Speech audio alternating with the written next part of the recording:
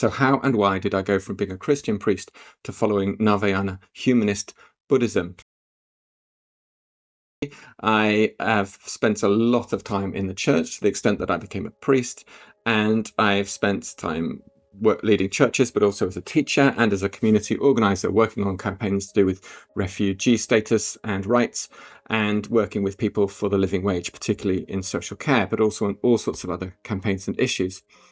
And as a priest, I went from a very charismatic evangelical tradition to a more liberal Catholic tradition, and then just falling out completely. So very politely, I just went to see my bishop and I said, this is the end of the journey for me. I have to hand back my license. And I spent many years then not knowing where next, looking at different faith and religious traditions. As a religious education teacher for many years, and somebody who's done lots of interfaith work, I've been in lots of different places of worships, mosques, mandirs, gurdwaras, Sikh, Hindu, Muslim places of worship, and others.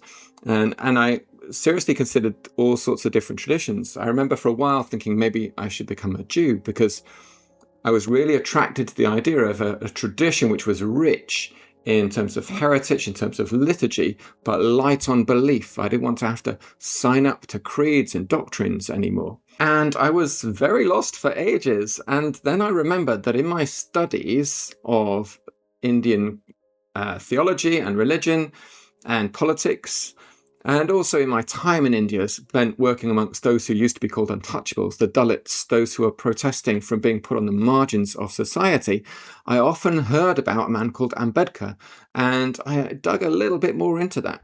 And there are Ambedkarite communities here in Britain, where I am, perhaps you're from one of them.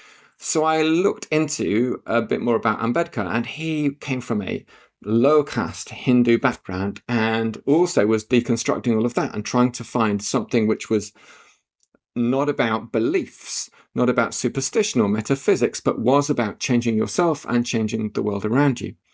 And what he did then was he kind of recast Buddhism. He went back to some of the original texts and stories and said, well, actually, the Buddha wasn't about supernatural stuff. He wasn't about God. He wasn't about the next life. He was about this life, ending suffering for yourself and for others.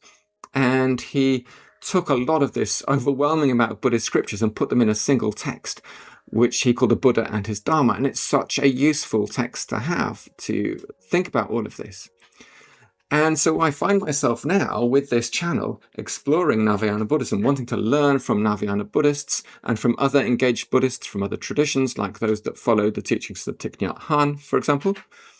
And people who are just in that space of, I'm no longer wanting to be part of an institutional religion, perhaps because we've been hurt or become disillusioned with the organized, power-based religion that's partly about changing the world, but also about preserving the institution. We don't want that anymore, but we don't want nothing. We want something that holds us and keeps us mutually accountable instead of accountable to somebody above us.